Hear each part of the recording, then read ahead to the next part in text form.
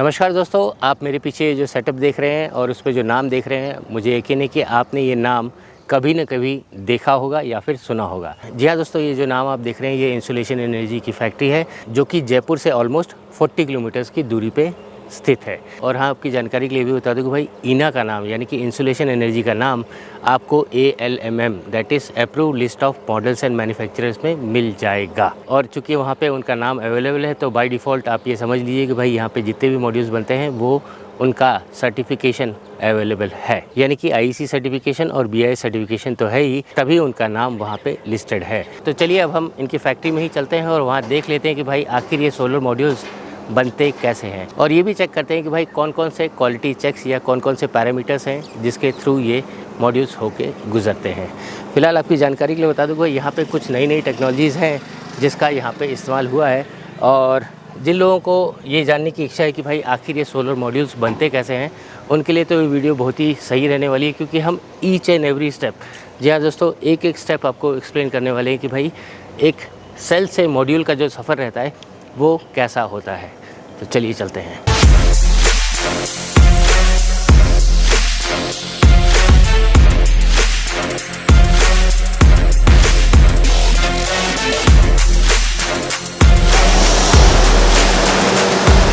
तो फ्रेंड्स, ये है पूरा कंप्लीट सेटअप। हाँ, यहाँ से वहाँ तक सब आपको मशीनरी दिख रही होंगी। अब आइए मैं आपको एक एक करके सब चीज़ समझा देता हूँ। तो सबसे पहले आपको ये देखना है कि भाई आपके सोलर मॉड्यूल्स में आप सब भी जानते हैं कि भाई कौन कौन से कंपोनेंट्स लगते हैं। आपका ग्लास लगता है, आपका EVA शीट लगता है, आपका बैक शीट लगता है, आपके जंक्शन बॉक्स लगते हैं, सीलेंट्स लगते हैं, फिर आपका बाकी जो main component that is cell, ये सब लगता है। तो इन सब का पहले क्वालिटी पैरामीटर्स के हिसाब से चेकिंग होती है और फिर वो जाके लाइन पे आता है। मिसाल के तौर पे जैसा कि आप यहाँ पे देख सकते हैं, यहाँ पे ऑटोमेटिक EVA कटिंग मशीन है। जी हाँ दोस्तों, ये जो शीट होती है ये होता है EVA, ठीक है। ये एक आगे भी लगता है और एक पीछे भी लगता है, और ये होता है ग्लास। तो EVA को कट करने के लिए ये जो मशीन है ये डायरेक्टली रोल्स आते हैं और ये EVA उसी साइज़ में कट जाता है। यहाँ पे आप हमें बताइए कि भाई एक 540 वॉट पीक का अगर मॉड्यूल बन रहा है तो उसमें जो EVA की जो शीट होगी या जो पूरा डायमेंशन होगा वो कितना होगा। तो इस हिसाब से EVA कट हो गया, फिर इस हिसाब से बैक शीट भी यहीं पे कट हो जाता है। तो ये सब ऑटोमेटिक है। फिर आती है बात आपके ग्लास की।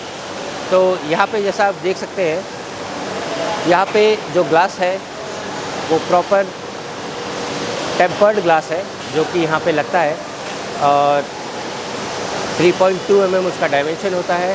बेसिकली यहाँ पे अलग अलग सेक्शन से अलग अलग कंपोनेंट्स आ रहे हैं। तो जैसा आप यहाँ पे देख सकते हैं, यहाँ पे सबसे पहले ग्लास जा रहा है। हाँ, ये जो ग्लास है ये 3.2 mm का टेम्पर्ड ग्लास है, और ये यहाँ से ऑटोमेटिक मशीन्स के थ्रू आगे लाइन पे डाला जाता है। तो ये एक लाइन है जो कि इनपुट कर रही है। उसके बाद एक और जो लाइन है जो पीछे से आएगी, जहाँ पे सेल्स और उसका फिर स्ट्रिंग बनाया जाएगा, वो भी मैं आपको दिखाऊंगा। बट पहले में जो मेन इंग्रेडिएंट है दैट इज़ ग्लास, और यहाँ पे आगे जा रहा है। तो यहाँ पे सबसे पहले ग्लास लोड हो गया, फिर ये जो ऑटोमेटिक EVA कटिंग मशीन है ये ऑटोमेटिकली उसके हिसाब से EVA कट करती है। ग्लास के हिसाब से उसने EVA कट कर दिया।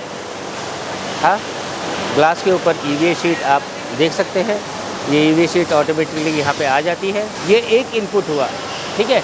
अब उसी तरह दूसरी लाइन ले लेते हैं, क्योंकि इसके ऊपर अभी सेल्स आएंगे, आइए वो भी दिखा देते हैं। तो फ्रेंड्स, जैसा हम सबको मालूम है कि भाई एक सोलर मॉड्यूल में जो उसका मेन इम्पॉर्टेंट इंग्रेडिएंट होता है दैट इज़ सोलर सेल।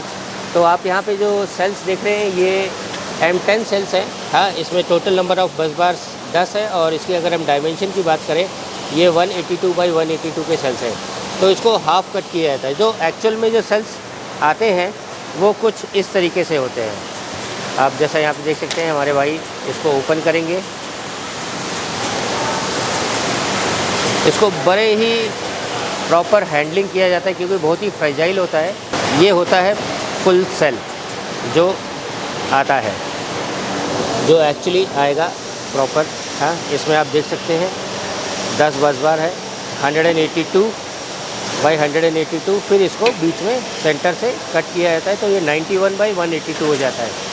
तो यहाँ पे आइए वो दिखा देते हैं। तो अब मैंने ये ग्लव्स पहन लिए। क्या है कि भाई ये बहुत ही क्लीन टेक्नोलॉजी है, अब यहाँ पे आपको दिखा देता हूँ, ये कुछ नया मशीन है। आपने हमारे पुराने वीडियोज़ में भी ये देखा नहीं होगा, ये कुछ नया मशीन है। तो फ्रेंड्स, ये जितने भी सेल्स हैं आपको बता दिए कि भाई ये इसका जो डायमेंशन होता है 182 बाई 182 का होता है। तो फिर ये कुछ इस तरीके से कैसेट में डाल के और इसको ये मशीन में रख दिया जाता है। तो ये बहुत ही ज़बरदस्त हाई प्रिसिशन वाली मशीन है, ऑटोमेटिक मशीन है। आइए वो भी दिखा देता हूँ। एंड प्रोडक्ट क्या है कि आपका जो पूरा सेल है वो 2 हिस्से में कट होके यहाँ पे गिर रहा है, लेकिन इसके अंदर भी इसके कम से कम भी 3-4 स्टेप से ये होके गुजर रहा है। पहले वो दिखा देता हूँ। तो ये ऑटोमेटिकली यहाँ से वहाँ से लिफ्ट होके आगे जा रहा है, और चूँकि प्रोडक्शन ऑलमोस्ट या कहते कि भाई यहाँ पे 500 मेगावाट का करना है, तो ये सारे के सारे हाई प्रिसिशन वाले इक्विपमेंट्स होने चाहिए, सब कुछ ऑटोमेटिक होना चाहिए। तो यहाँ पे कोई हाथ से या ऐसा कम नहीं है।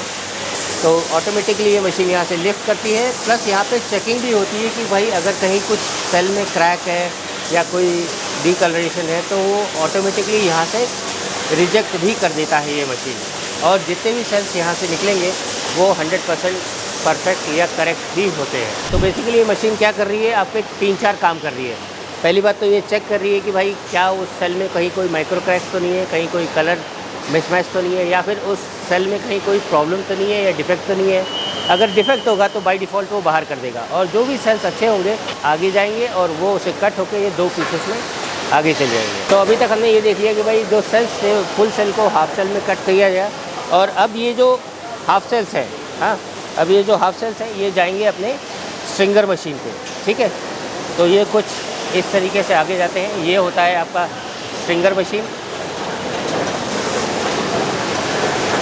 और ये चीज़ ऐसे कैसेट में फुल डाल दिया है। तो ये फुल्ली ऑटोमेटिक मशीन है जो आपके सेल्स से आपका एक स्ट्रिंग बनाएगी।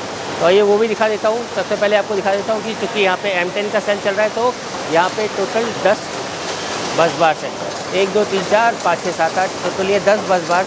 नीचे आप वायर टाइप जो देख रहे हैं ये बस बार है, और ये जो मशीन है ये ऑटोमेटिकली एक सेल्स को उठा रही है, उसे प्लेस कर रही है, और यहीं पे सोल्डरिंग भी हो रही है, और यहीं से फिर आगे एक स्ट्रिंग भी आगे निकल रहा है। अब यहीं से जो ऑपरेटर हैं वो खुद ही देख सकते हैं कि भाई आखिर कितने नंबर्स गए हैं और ये टोटल कितना कैसा चल रहा है ये मशीन। ये फुल्ली ऑटोमेटिक मशीन है। तो फ्रेंड्स, जब ये सोल्डरिंग हो जाता है, सोल्डरिंग होने के बाद ये 12-12 का स्ट्रिंग ये बाहर निकलता है, और ये जो आप जहाँ देख रहे हैं ऑटोमेटिकली ये एक छोटा सा विजुअल इंस्ट्रक्शन ही है। और ये जो आप यहाँ पे स्क्रीन पे देख रहे हैं, दिस इज़ प्री-ईएल टेस्ट। हाँ, यानी कि आपका लैमिनेशन या आगे वाली स्टेजेस में जाने से पहले ही यहाँ पे चेक कर लिया जाता है कि भाई आखिर यहाँ पे कोई सेल में कोई डैमेज तो नहीं है, या जो अलाइनमेंट बराबर हो रहा है कि नहीं हो रहा है, ये बराबर यहीं से देख लिया था। और क्लास में हम यहाँ पे विजुअल इंस्पेक्शन भी कर सकते हैं कि भाई सही में है कि नहीं। तो आप यहाँ पे खुद देख सकते हैं। अब इसके बाद ये जाएगा आगे।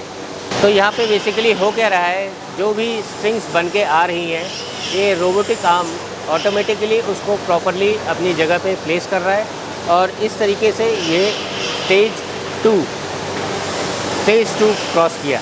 तो यहाँ पे बेसिकली अभी तक क्या हुआ, एक लाइन से सेल आया, सेल कट हुआ, सेल के बाद वो स्ट्रिंगर में गया, स्ट्रिंगर से यहाँ पे आया, और दूसरी लाइन से ग्लास EVA शीट वो आई, और दोनों को यहाँ पे ये रोबोटिक आर्म से उसको प्लेस किया गया। अब यहाँ से ये जाएगा, ये बफर जोन है, मतलब कि कुछ अगर आगे काम हो रहा है तो यहाँ पे आप कम से कम भी 8 से 10 मॉड्यूल्स को हम बफर यहाँ पे रोक सकते हैं।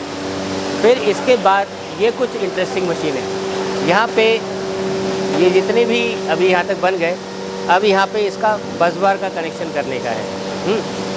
तो यहाँ पे आप जैसा जानते हैं कि भाई बीच में आपका यानी कि 540 वाले मॉड्यूल्स हैं, तो आपके जितने भी जंक्शन बॉक्सेस होंगे वो बीच में आएंगे। तो ये जितने भी है कनेक्शंस यहाँ पे रहेंगे। अब ये जो है ये बहुत ही शानदार मशीन है, जैसे ऑटोमेटिक सोल्डरिंग। यहाँ दोस्तों ये ऑटोमेटिक सोल्डरिंग मशीन है जिसमें ऑटोमेटिकली सोल्डरिंग भी हो रही है। फिलहाल अभी तक जितने भी हमने देखे थे वो सब मैनुअल है। हाँ, यहाँ पे ये पूरा ऑटोमेटिकली हो रहा है। तो बेसिकली इस मशीन ने किया क्या है वो भी आपको दिखा देता हूँ। पहले क्या हुआ, सेल्स अलाइन हो गए, सब जितने भी स्ट्रिंग्स थे वो अलाइन हो गए, और ये जो आप देख रहे हैं ये जो सोल्डरिंग है, हाँ, जो कि पहले हमने देखा था मैनुअली सोल्डरिंग होती थी, वो यहाँ पे ऑटोमेटिकली सोल्डरिंग इस मशीन से हो रही है। तो यहाँ पे बीच में जंक्शन बॉक्स निकलेगा, वो भी पोर्शन सोल्डर हो गया और यहाँ पे भी सोल्डर हो गया। तो ये एक अच्छी क्वालिटी का निशानी है कि भाई आपका जितने भी मोस्ट ऑफ द ऑपरेशंस हैं वो ऑटोमेटिक होते हैं। तो यहाँ पे क्वालिटी और क्वांटिटी दोनों एश्योर्ड रहती है। फिर बाकी रही बात कुछ जो सेक्शंस हैं, एक अपना जंक्शन बॉक्स के उधर ये अपना EVA शीट लगा दिया। फिर हाँ, यहीं पे अब चूँकि यहाँ पे ऑलमोस्ट आधे से ज़्यादा काम हो गया है, तो यहीं पे अपना RFID टैग और अपना जो बार कोड होता है प्लस नामकरण जो होता है, जो नाम होता है, वो भी यहीं पे डाल दिया जाता है। फिर उसके बाद अगेन सामने से ग्लास हो गया, फिर उसके बाद EVA शीट हो गया, उसके बाद सेल आ गया। अब क्या बारी है अगेन एक EVA शीट की।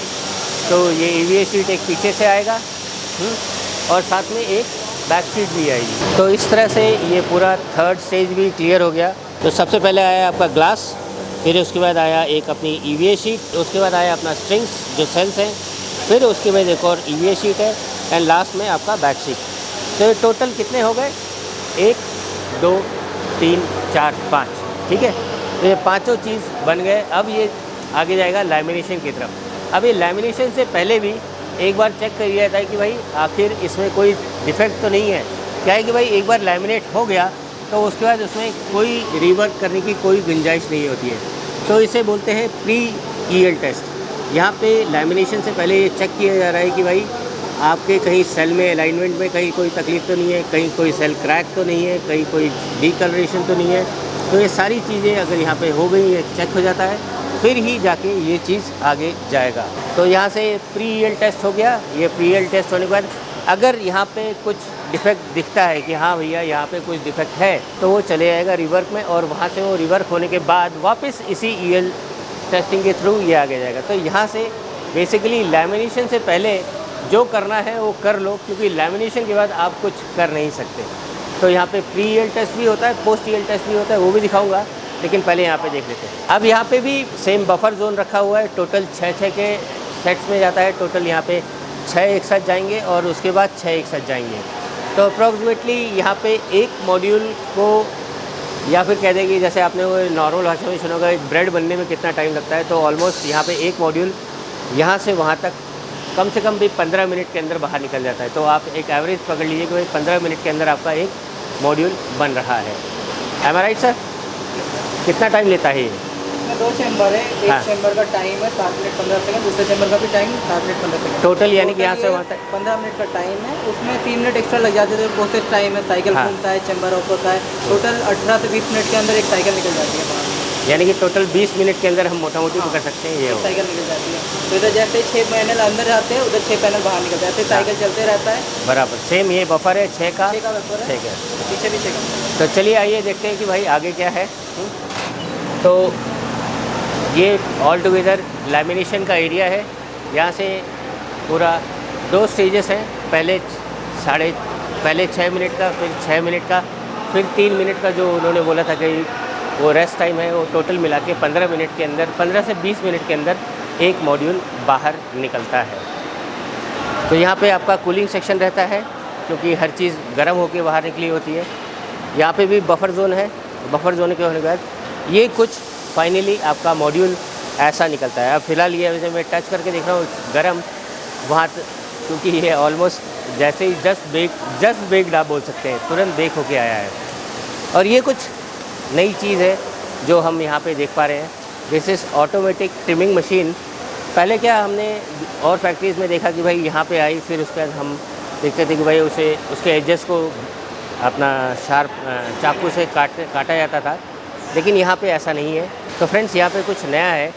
जैसे ही लैमिनेट होके आएगा तो लैमिनेशन के बाद मालूम है कि भाई साइड में एडजस्ट होंगे, तो वहाँ पे ये ऑटोमेटिक ट्रिमिंग है। तो आजू बाजू के जितना भी एक्स्ट्रा एरिया है, हाँ, जितना भी बाहर निकला है वो ऑटोमेटिकली यहाँ पे ट्रिम हो जाता है।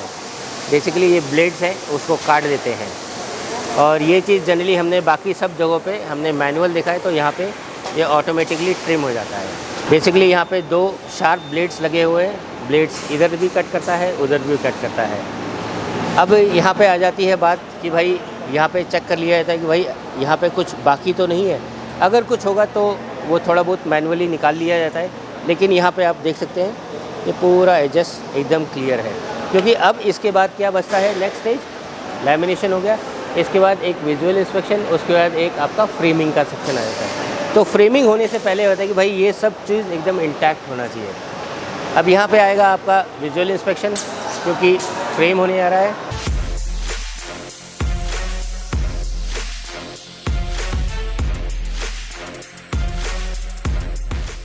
तो आप यहाँ से आप देख सकते हैं भाई, सब पूरा देख रहे हैं कि भाई अलाइनमेंट बराबर है कि नहीं, कहीं कुछ मिसमैच तो नहीं है, कहीं कुछ क्रैक्स तो नहीं दिख रहा।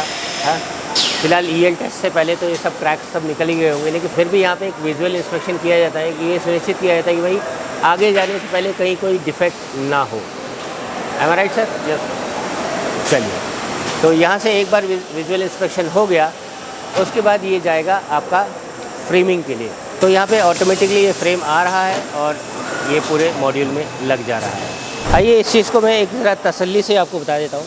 तो ये जितने भी चीज़ें हैं, तो ये जो फ्रेम के हैं, ये जो सेक्शंस हैं आपके, ये एनोडाइज्ड एल्यूमिनियम के होते हैं और ये इस तरीके से ऑलरेडी प्रीडिफाइंड शेप में कट होके आते हैं। और इसी के अंदर आप देखते हैं जैसे ये सब नॉच लगे रहते हैं। ये हो गया फ्रंट, ये लेफ़्ट और ये साइड का होता है। और यहाँ पे जैसा मैंने हर बार बोला है, यहाँ पे ड्रेन होल्स होते हैं, आपके माउंटिंग के भी होल्स होते हैं, अर्थिंग का भी होल होता है। और ये आपका माउंटिंग के होल्स हो गए, ये ड्रेन्स हो गए, ये अर्थिंग का हो गया। तो ये ऑलरेडी इसमें प्री डिफाइंड होता है, एल्युमिनियम का एनोडाइज्ड। और ये टोटल 35 mm इसका डायमेंशन है। तो ये सब ऑलरेडी कट होके आते हैं और ये वाली जो मशीन है उसके अंदर सेट कर दिया जाता है। अब है क्या कि भाई इसमें ग्लू डाला जाता है, हाँ, क्योंकि ग्लू लगेगा तो यहाँ पे ऑटोमेटिकली ये ग्लू इसमें इंसर्ट होगा, ऑटोमेटिकली आएगा और उसके बाद ऑटोमेटिकली इसमें जितना आपका फिक्स कर रखा है उतना ग्लू इसमें इंसर्ट हो जाएगा। ये है साइड का, फिर उसी तरह ये हो गया टॉप का, टॉप, उसी तरह ये हो गया बॉटम, और उसी तरह लास्ट पोर्शन जो आया ये आपका दूसरे साइड का। तो एक लेफ़्ट हैंड साइड हो गया, एक राइट हैंड साइड हो गया, एक टॉप का हो गया, एक बॉटम का हो गया। ये चारों जो फ्रेम्स हैं उसमें ऑटोमेटिकली ग्लू इंसर्ट कर दी जाती है, ये इंसर्ट हो जाता है और ये बराबर पोजीशन में होके जो मॉड्यूल्स हैं उसमें जाके ये ऑटोमेटिकली फिट हो जाते हैं।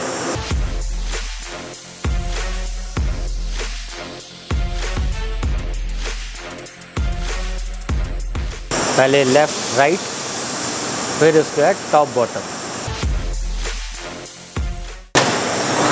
ठीक, तो इस तरह टॉप बॉटम भी आ गया। अब यहाँ पे टॉप बॉटम लास्ट में क्यों आया ये भी मैं आपको बता देता हूँ, क्योंकि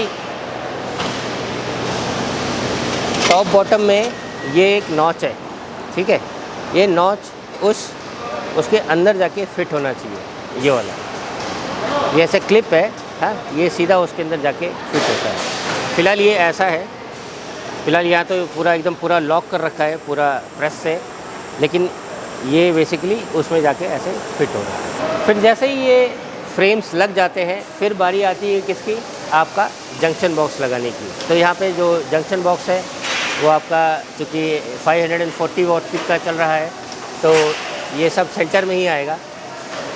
ऑटोमेटिकली ये ग्लू इसमें लगा के ये आपका फिक्स हो जाता है। तो ये फिक्स होने के बाद ये आएगा आगे, हाँ, और यहाँ पे जो नॉब है उस चीज़ को शोल्डर कर दिया जाता है।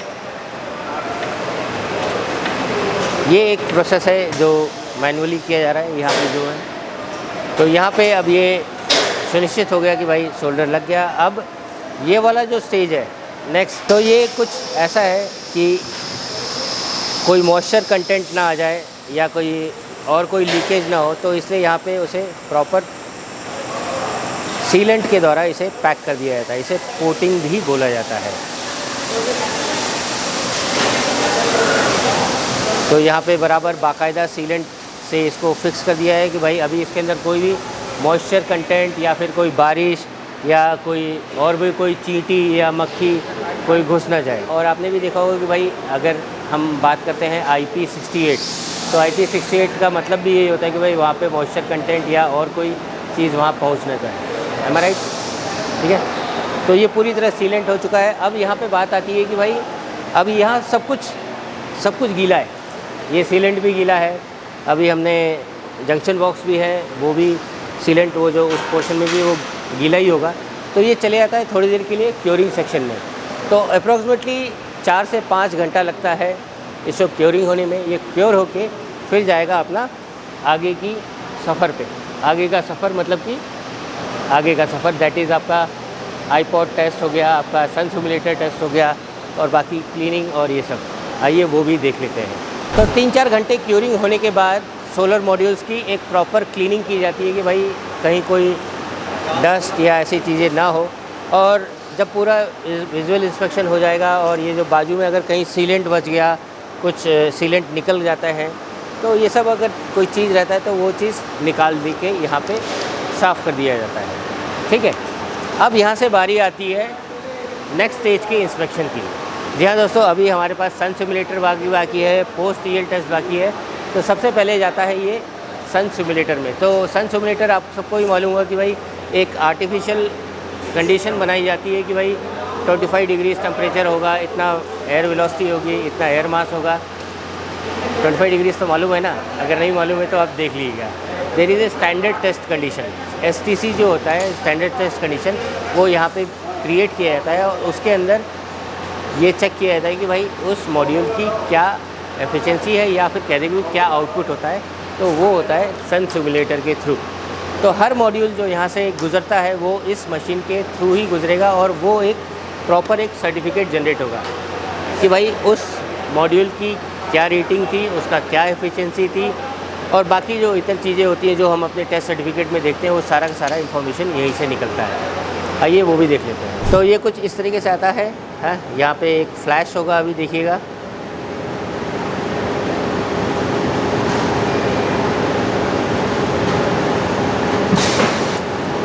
उतना सन का रेडिएशन बनाएगा और यहाँ पे आप देख सकते हैं ये IV कर्व खुद ही जनरेट हो जाता है। बेसिकली ये सोलर मॉड्यूल के जितने भी टेस्ट पैरामीटर्स हैं या आउटपुट है वो आपको इस IV कर्व में दिख जाएगा। और ये जितना भी डेटा है इसका, ये इसके RFID टैग में आगे फीड कर दिया जाएगा। ठीक है, अब सन सिमुलेटर के बाद ये हाईपोट टेस्ट होता है, हाई पोटेंशियल। क्या होता है भाई, आज की डेट में बड़े बड़े स्ट्रिंग्स बनते हैं, 1000 वोल्ट DC, 1500 वोल्ट DC। तो अगर कहीं इसमें कहीं कोई लीकेज हो गया, लीकेज करंट, तो दैट बिकम्स ए प्रॉब्लम। तो वो चीज़ ना हो इसलिए ये यहाँ पे हाई पोटेंशियल टेस्ट दिया जाता है, प्लस साथ में ग्राउंडिंग का टेस्ट भी दिया जाता है। तो जब यहाँ से ये हाईपोट टेस्ट क्लियर होता है फिर मॉड्यूल आगे जाएगा। अब यहाँ पे आती है लास्ट इंस्पेक्शन की, one of the last inspections बोल सकते हैं, that is post EL test. आपके पास मॉड्यूल पहुँचने से पहले या फिर कह दें कि भाई प्री ईएल से लेकर इस पूरे जो स्टेजेस हैं इसके अंदर कहीं कुछ तकलीफ़ तो नहीं हुई या कहीं कुछ गड़बड़ तो नहीं हुई, और अगर होगा तो यहाँ पे वो पता लग जाएगा। तो यहाँ तक सन सिमुलेटर के बाद यहाँ पे आएगा ये फाइनल। आगे आपके पास पहुँचने से पहले इसको बोलते हैं पोस्ट ईएल टेस्ट। ये पूरा डेटा आप हर मैन्युफैक्चरर से आप मांग सकते हैं कि भाई हमारे जो मॉड्यूल्स हमें सप्लाई किए गए हैं, कई EPC मांगते भी हैं कि भाई हमें हमारा इसका ईएल टेस्ट रिपोर्ट भी दीजिए। तो फ्रेंड्स, अभी तक ये मॉड्यूल जितने भी स्टेजेस क्रॉस करके आया है, कौन कौन से पैरामीटर्स प्लस इसका क्या आउटपुट रहेगा, क्या अपना टेस्ट पैरामीटर्स था, वो सारा का सारा इन्फॉर्मेशन उसके RFID टैग में चले जाता है। आपको भी मालूम हो कि भाई हर बड़े वाले मॉड्यूल्स में आपका रेडियो फ्रीक्वेंसी आइडेंटिफिकेशन डिवाइस ये लगा रहता है और उसके अंदर ये पूरा डेटा फीडिंग किया जाता है। तो जैसा आप यहाँ पे देख सकते हैं, यहाँ पे लिखा हुआ है टैग एनकोडेड सक्सेसफुली। तो ये जितना भी डेटा था इस मॉड्यूल का, सन सिमुलेटर का रिपोर्ट या जो ये पूरा इन्फॉर्मेशन, ये सब उस RFID टैग में सक्सेसफुली एनकोड कर दिया गया है। तो आप आज 2 साल, 5 साल, 10 साल, 15 साल के बाद आपको अगर कोई स्टिकर ना मिले तो आप ये चीज़ RFID का वहाँ पे यूज़ कर सकते हैं। एक RFID रीडर लेके जाने का है और उससे उस पूरे मॉड्यूल की जन कुंडली निकल जाएगी। तो अब पूरा सब कुछ हो चुका है। अब यहाँ पे लास्ट एंड फाइनल इंस्पेक्शन होगा। अब देवेंद्र जी यहाँ पे एक लास्ट फाइनल विजुअल इंस्पेक्शन करेंगे कि भाई कहीं कुछ छूट तो नहीं गया है। एक बार वहाँ से एक बार सेटिस्फाइड हो जाने के बाद पीछे से भी देखेंगे, फिर एक बार पीछे से भी इंस्पेक्शन होगा।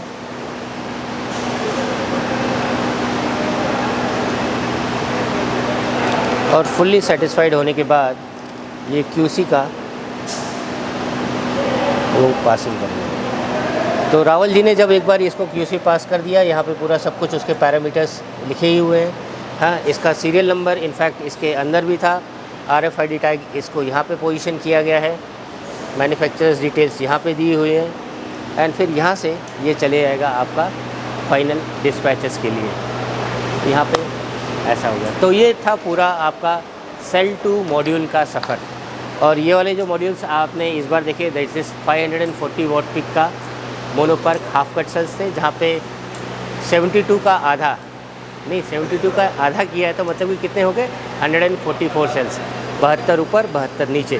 तो ये टोटल था सफ़र। अच्छा, तो फ्रेंड्स एक यहाँ पे कुछ नया सेटअप था, दैट इज़ ये जो पूरा सेटअप देख रहे हैं, यहाँ पे पूरा टेस्टिंग की फैसिलिटीज़ है।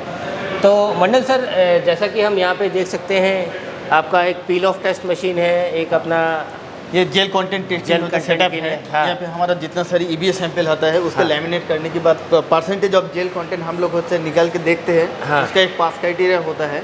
हाँ। मिनिमम होता है 75%, मैक्सिमम 90% होना चाहिए। अगर और सर ये एक नया कुछ देख रहे हैं, ये कैसा, ये कुछ कैसा टेस्ट है यहाँ पे? ये हम होते पानी के अंदर होते मॉड्यूल को होते भिगो के हाँ। वेट कंडीशन में होते मॉड्यूल को होते लेकर, उसके बाद हमारा एक होते पावर सप्लाई होता है, वहाँ से होते 4 किलो वोल्ट सप्लाई देने के बाद होते 2 मिनट हम होते इसको होल्ड करके रख के देखता हूँ इसका इंसुलेशन रेजिस्टेंस कितना अच्छा आ रहा है। ओके, इंसुलेशन रेजिस्टेंस जो हम लोग इसके अंदर EVA और बैक शीट लगा के हमने कर रहे हैं, और ये जो मॉड्यूल्स हैं 1000 वोल्ट DC में लग रहे हैं, तो कहीं कोई लीकेज हो रहा है कि नहीं। इंसुलेशन रेजिस्टेंस मिनिमम होते 40 मेगा ओम्स होना ही चाहिए एक मॉड्यूल के लिए, उससे ज़्यादा जितना होता है। अच्छा मंडल सर, ये कुछ नया चैम्बर टाइप देख रहे हैं, ये क्या है सर? हाँ, ये है हमारा क्लाइमेटिक चेंबर है। हाँ। जब हमारा मॉड्यूल 25 ईयर्स के लिए जो वारंटी पीरियड में होते हमारा बाहर में होते इंस्टॉल लग जाता है, तो उस कंडीशन में क्या क्या होते इफेक्ट होता है वो देखने के लिए BIS सर्टिफिकेशन लेना पड़ता है। तो उस क्राइटेरिया के लिए हमारा होते यहाँ पे होते एक रिलायबिलिटी होते मॉड्यूल को ही होते हम टेस्ट करके देखते हैं। जैसे हमारे होते PID टेस्टिंग होता है, हाँ। LID टेस्टिंग होता है। LID बाहर में होता है, अभी यहाँ पे PID टेस्टिंग होता है। क्लाइमेटिक होते चेंबर में और भी होते बहुत सारी टेस्टिंग है, जैसे थर्मल होते साइक्लिक टेस्टिंग या फिर डैम फिट टेस्टिंग। हाँ, ये सब होते टेस्टिंग परफॉर्म होता है। तो यहाँ पे जैसा हम यहाँ पे एक और में देख सकते हैं कि भाई यहाँ पे टेम्परेचर और ह्यूमिडिटी ये दोनों को मेंटेन करके आप देख रहे हैं कि भाई इसकी कैसा रहेगा। एग्जैक्टली। अभी जो चल रहा है ये है dam fit testing. Dam fit 1000 hours के लिए होते एक टेस्टिंग होते चल रहा है। इसका जो कंडीशन है इंटरनल जो इन्वायरमेंट है उसका टेम्परेचर 85 डिग्री सेंटीग्रेड होना चाहिए, और जो ह्यूमिडिटी है रिलेटिव ह्यूमिडिटी वो 85% होना चाहिए। वही होते मेंटेन हो रहा है। अभी होते 1000 आवर्स के लिए कंटिन्यू रनिंग रहेगा। अच्छा, उसके बाद मॉड्यूल बाहर के निकल के टेस्टिंग होगा। ये भी कुछ ऐसा, ये क्या है, ये टेस्टिंग ये सेंटर है या आप इसके ऊपर? हाँ, ये भी होते रिलायबिलिटी टेस्टिंग के अंडर ही आता है। हाँ। जब होते एक मॉड्यूल के ऊपर होते बाहर में हमारा क्या होता है, इसके ऊपर होते स्नो लोड, विंड लोड, ये सब होते अप्लाई होता है। तो इसी के लिए हम लोग यहाँ पे स्नो लोड, विंड लोड को जो प्रेशर है वही IC होते गाइडलाइंस हम लोग इसमें होते प्रेशर डाल के चेक करते हैं। जो वो होते कितना होते इसका फ्रेम होते 2400 पास्कल सामने से है। हाँ हाँ हाँ। ओके, और पीछे से आजू से? पीछे से मतलब पूल जो है वो भी 2400 pascal, front 2400 pascal, back 2400 pascal. एक साइकिल हो गया। फिर सेकंड साइकिल में भी होते फ्रंट 2400 पास्कल, बैक में भी होते 2400 पास्कल। फिर थर्ड साइकिल में हम जब जाएंगे होते फ्रंट में होते 5400 पास्कल होगा और बैक में 2400 पास्कल। उसके बाद ये टेस्टिंग दी एंड हो जाता है। तो मतलब कि ये जितने भी मॉड्यूल्स का मार्केट में जा रहे हैं उसमें से कुछ बैचेस का हम लोग यहाँ पे, आप लोग यहाँ पे टेस्टिंग करते हो? टेस्टिंग होते कि भाई कहीं कुछ और।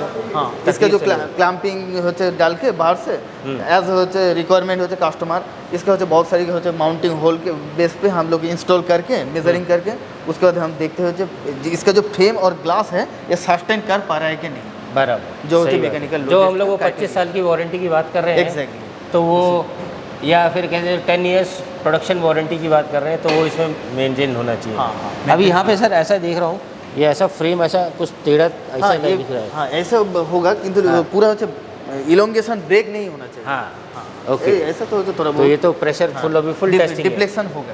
ये क्या है? ये है रोबस्टनेस होते टेस्टिंग होते सेटअप। यहाँ पे क्या होता है, हमारा जो मॉड्यूल के साथ जो होता है जंक्शन बॉक्स लग जाता है, हाँ। वो क्या है एक सिलिकॉन ग्लू के साथ अटैच रहता है। बराबर। अगर उसके इसमें हमारा होता है 40 न्यूटन होता है लोड अप्लाई करके देखते हैं वो जेबी के साथ, इसमें होते क्या होता है जब होते हैंगिंग होता है 40 न्यूटन लोड में, वो होते मॉड्यूल से निकल के होते बाहर आ रहा है कि नहीं, वही चेक करने को होता है। तो फ्रेंड्स, आप लोगों ने अपने सोलर मॉड्यूल्स के पीछे जो जंक्शन बॉक्स देखे होंगे, ये टेस्ट उसी का टेस्ट है कि भाई कहीं वो जंक्शन बॉक्स उखड़ के बाहर ना। फिलहाल ये चीज़ आप करिएगा मत। क्या होता है कि भाई कई लोग, आपने भी देखा होगा, कई लोग उसी को पकड़ के मॉड्यूल भी उठा रहे होते हैं। तो प्लीज़ आप ऐसा मत कीजिए। रैंडमली हैंडलिंग के टाइम में ये दैट इज़ ये चीज़ अगर हुआ, that comes under physical damage. आप ये भूल जाइए कि फिर भाई वो वारंटी गारंटी क्लॉज के बाहर हो जाएगा। That comes under physical damage.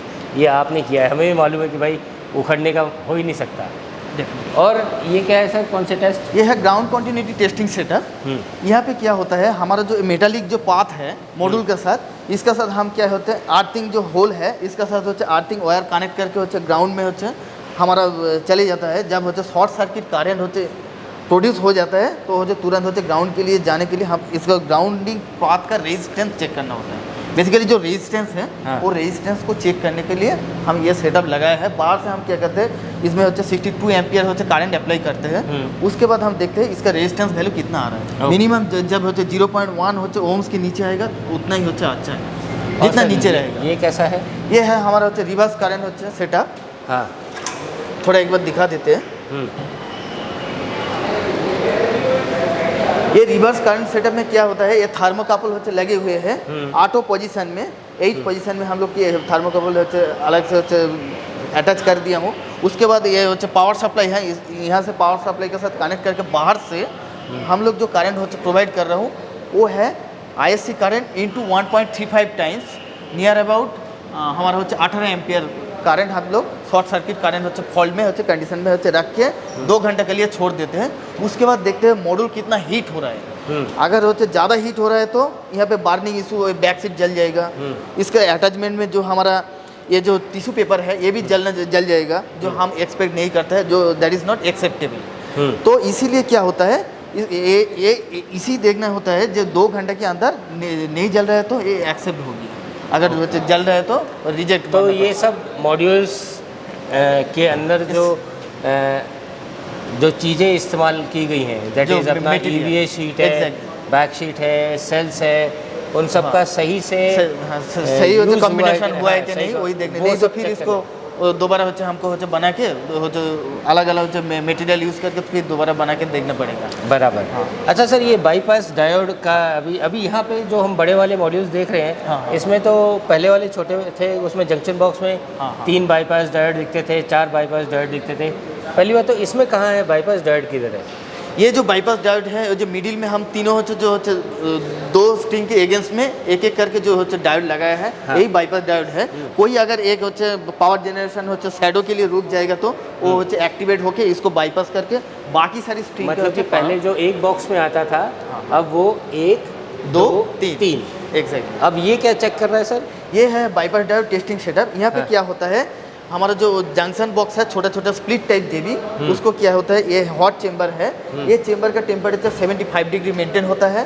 फिर यहाँ से हम लोग क्या करते हैं, सप्लाई ये जो होते ISC करंट है वो थ्रू होते डायोड के थ्रू होते घूमते रहेगा। तो ये होते 1 घंटे के लिए टेस्टिंग होता है। इसमें हम देखते हैं जब होते एनवायरमेंट टेम्परेचर 75 डिग्री, मतलब मॉड्यूल का टेम्परेचर 75 डिग्री सेंटीग्रेड, उस टाइम में जंक्शन बॉक्स का टेम्परेचर कितना हो रहा है, उसका एक होते मैक्सिमम लिमिट है। वो लगभग according to data sheet wise उसका होते 270 डिग्री सेंटीग्रेड होता है। उससे ऊपर होगा तो वो जंक्शन बॉक्स फेलियर है, वो हम होते यूज़ नहीं कर पाएंगे, हमको दूसरा लॉट ऑफर करना पड़ेगा। ओके। और ये तो सर सेल टेस्टिंग दिख रहा है एग्जैक्टली ये है होच्छे हमारा सेल टेस्टिंग होच्छे मशीन यहाँ पे हम क्या करते हैं डेली बेसिस हम होच्छे मॉड्यूल होच्छे लाइन से बैच आता है हाँ जो भी बैच आता है डेली बेसिस हम होच्छे सैम्पलिंग करके सेल होच्छे लेके यहाँ पे टेस्टिंग करके देखते हैं जो होच्छे सप्लायर हमको होच्छे विथ होच्छे टॉलरेंस के अंदर जो होच्छे पावर प्रोवाइड कर रहा है वो होच्छे कोई मिसमैच हो रहा है कि नहीं उसको ऊपर इधर उधर होच्छे जा रहा है कि नहीं वही चेक करने का अगर वो टॉलरेंस के अंदर एक्सेप्टेबल हो रहा है तो ठीक। तो मंडल साहब मेन चीज़ कहा है कि भाई आपके इस डिपार्टमेंट से अगर वो चीज़ पास होगी तो वो आगे मार्केट में जाएगी। एग्जैक्ट वो मार्केट में भले वो सेल हो बेहतर हो या बैक शीट हो या ईवीए शीट हो रॉ मटेरियल प्लस होते कंप्लीट होते प्रोडक्ट जो मॉड्यूल है दोनों का ही टेस्टिंग तो उन सब का पूरा R&D सेटअप आपने अपने इन हाउस कर रखा है एग्जैक्ट और यही चीज़ बाहर कस्टमर को मिलेगा। तो फ्रेंड्स मंडल साहब थैंक यू आपने पूरा धन्यवाद दिखाया हमें। तो दोस्तों बाकी के क्वेश्चन हम जैन साहब से ही पूछ लेते हैं। जैन साहब आज की डेट में इस फैक्ट्री की प्रोडक्शन कैपेसिटी कितनी है सर? देखिए इंसुलेशन एनर्जी की इन टोटल कैपेसिटी 700 मेगावाट है। एक हमारा पॉली का प्लांट है जिसकी कैपेसिटी 200 मेगावाट है और ये वाला प्लांट जिसमें हम खड़े हैं ये M10 प्लांट है इसकी कैपेसिटी 500 मेगावाट की है। M10 प्लांट मतलब ये लेटेस्ट टेक्नोलॉजी M10 M12 के लिए तैयारी कर बिल्कुल तैयार है सर। ये प्लांट M10 बना सकता है, M12 बना सकता है, टॉपकॉन बना सकता है, बाइफेशियल बना सकता है, ग्लास टू ग्लास बना सकता है। इस समय आने वाले 5 साल में जितनी भी फ्यूचर टेक्नोलॉजी है उस सारी टेक्नोलॉजी को ये प्लांट बना सकता है। उसकी यानी कि पहले से आपने तैयारी पहले से सारी तैयारी कर रखी है, ये पूरा इन्वेस्टमेंट कर रखा है। ये पूरा सिस्टम उसी हिसाब से डिजाइंड है और उसी हिसाब से सारी मशीनरी इक्विप्ड है। यानी कि आपका M10 भी है, M12 भी है, यानी कि आपका टॉपकॉन और बाइफेशियल और सब की अपनी तैयारी कर जी जी टॉपकॉन और बाइफेशियल दोनों बन सकते हैं सर। अच्छा सर एक और चीज़ जैसा कि हम बता सकते हैं आज की डेट में अगर हम बात करें कि भाई टोटल आपका जो नेटवर्क है वो कुछ स्टेट्स में तो आप बहुत अच्छा विजिबल है, जैसे कि हो गया आपका राजस्थान है जो कि आपका होम टाउन है, उत्तर प्रदेश हो गया और नॉर्थ के स्टेट्स हैं। ऐसा नहीं है सर, अभी हमारा प्रेजेंस है लगभग हमारे 300 से ऊपर डिस्ट्रीब्यूटर डीलर काम कर रहे हैं। हम लोग लगभग 100 से ज़्यादा डिस्ट्रिक्ट्स में सप्लाई देते हैं और इवन हमारे नॉर्थ ईस्ट में, महाराष्ट्र में, भावनगर में, रायपुर में, गुजरात में यहाँ पे भी डीलर डिस्ट्रीब्यूटर अवेलेबल है। वो आपने ठीक कहा कि राजस्थान चूँकि हमारा होम स्टेट है, राजस्थान में हमारी पैठ काफ़ी गहरी है जी। अच्छा सर एक और चीज़ हमें बता दीजिए कि भाई अगर किसी को ईना दैट इज़ इंसुलेशन एनर्जी की डीलरशिप या डिस्ट्रीब्यूटरशिप लेनी है तो उसमें आप क्या देखते हैं? सर देखिए सबसे पहला तो वो इस ट्रेड में होना चाहिए, सोलर के ट्रेड में होना चाहिए, सोलर को समझने वाला होना चाहिए और जैसा कि आपका चैनल का ही नाम है सोलर पैशन, उसमें सोलर का पैशन होना चाहिए। सोलर एक कमोडिटी नहीं है कि इसको आपने दुकान पे रख लिया और आपने ऐसे बेच दिया। जब तक आप इसको कस्टमर को समझा नहीं पाएंगे और जब तक आप इसको ठीक से नहीं तब तक नहीं बेच पाएंगे इसको अच्छे तरीके से। और दूसरी चीज़ ये है कि जो दुकान में होनी चाहिए या जो भी डीलर डिस्ट्रीब्यूटर होना चाहिए वो एक रेप्यूटेड एजेंसी होनी चाहिए क्योंकि इस प्रोडक्ट के साथ 25 साल की वारंटी है। हाँ क्योंकि इसमें क्या है कि भाई इट्स नॉट प्रोडक्ट पूरा साइजिंग डिज़ाइनिंग कैलकुलेट करके। अच्छा सर एक चीज़ मैं और यहाँ पे इस फैक्ट्री में नया चीज़ देख रहा हूँ, ये पूरा it's as good as NABL testing centre. यहाँ पे जितने भी इक्विपमेंट्स लगे हैं पूरे सब किसी ये रखने की क्या देखिए सर ये लैब बनाने का हमारा शुरू से ही पहले से ही ये उद्देश्य था कि जो भी प्रोडक्ट बनाएंगे या जो भी आज हम 25 साल 30 साल कोई भी वारंटी क्लेम करते हैं तो जब तक हमारे पास लैब नहीं होगी या जब तक हमारे पास टेस्टिंग प्रोसीजर्स ही नहीं होंगे तो हम खुद ही जब तक कंफर्म नहीं हो पाएंगे कि ये प्रोडक्ट हमारा 25 साल चल पाएगा 30 साल चल पाएगा तो तब तक हम दूसरे को कैसे क्लेम कर सकते हैं। तो इसलिए हमने सबसे पहले लैब इन हाउस पूरा ये this is as good as NABL।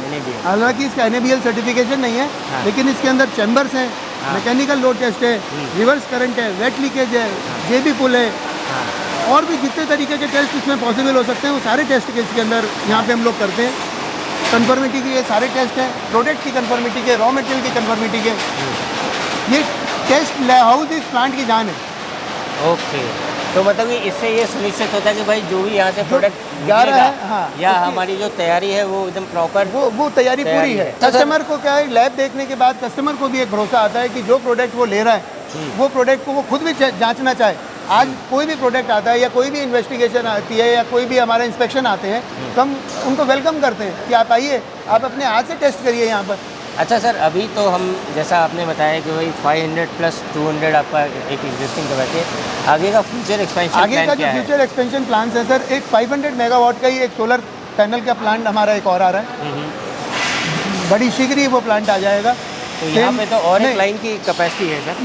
यहाँ तो सर फुल है, यहाँ फुल है? यहाँ फुल है। यहाँ के अलावा एक नेक्स्ट लोकेशन पे एक प्लांट आएगा, हाँ। और उसके अलावा हम लोग एक सर सोलर सेल के प्लांट की प्लानिंग कर रहे हैं। That was a big point. Solar cell की प्लानिंग कर रहे हैं सर, 600 मेगावाट के लाइन हम लोग सोलर सेल की अति शीघ्र लेके आने वाले हैं। तो मतलब कि आप राइट फ्रॉम इनगॉट से लेकर नहीं मॉड्यूल नहीं तक नहीं, की नहीं पूरी सर, सॉरी, इनगट से लेके वो तो नहीं। हाँ। अभी हम वेफर टू सेल का convert, wafer to cells, wafer to cell लेके ओके, चल वेफर टू सेल लेके इट्स आएंगे। A big deal. मतलब कि ये भी बहुत बड़ी बात होती है कि भाई आज की डेट में, जैसा कि गुप्ता सर ने हमें पहले ही बताया कि भाई वोकल फॉर लोकल, इसके ऊपर वो बहुत ज़्यादा ध्यान दे रहे हैं। और सर ने हमने पहले ही बता रखा है कि भाई उनका टोटल अभी प्रोडक्शन कैपेसिटी ऑलमोस्ट 700 मेगावाट्स है, और वो एक्सपेंशन प्लान इज़ अनदर 500, तो टोटल 1.2 गीगावाट्स तक की तैयारी है। तो सर हमारी तरफ से आपके लिए बहुत सारी Thank you. शुभकामनाएं, Thank you, and sir. Thank you हमें जल्द ही नए नए जो प्रोडक्ट्स हैं, नया range that is TOPCon, bifacial, and इससे आगे का रेंज यहाँ से देखने को मिलेगा। हाँ जरूर सर, जरूर। Best of luck sir. Thank you, sir. Thank you very much. तो दोस्तों आशा करता हूँ कि भाई जो भी इन्फॉर्मेशन हमने दिया, ये सेल टू मॉड्यूल का जो सफ़र हमने आपको बताया, वो आपके किसी न किसी काम आएगा और आपको अच्छा भी लगा होगा, क्योंकि भाई आखिर ये मॉड्यूल्स बनते कैसे हैं वो हमने इस पूरे वीडियो में कवर किया है। ये वीडियो ख़त्म करने से पहले बस आपसे बस एक ही रिक्वेस्ट करना चाहूँगा कि भाई आपको अगर हमारा ये वीडियो अच्छा लगा है तो आप इसे और लोग के साथ भी शेयर कर दीजिएगा, शायद ये इन्फॉर्मेशन उनके भी किसी काम आ सके। मैं अजीत बहादुर आप सबका ये वीडियो देखने के लिए धन्यवाद देता हूँ। मिलते हैं नेक्स्ट वीडियो में नए टॉपिक के साथ, तब तक आप इंजॉय कीजिए the supreme source of energy, solar energy. जय हिंद।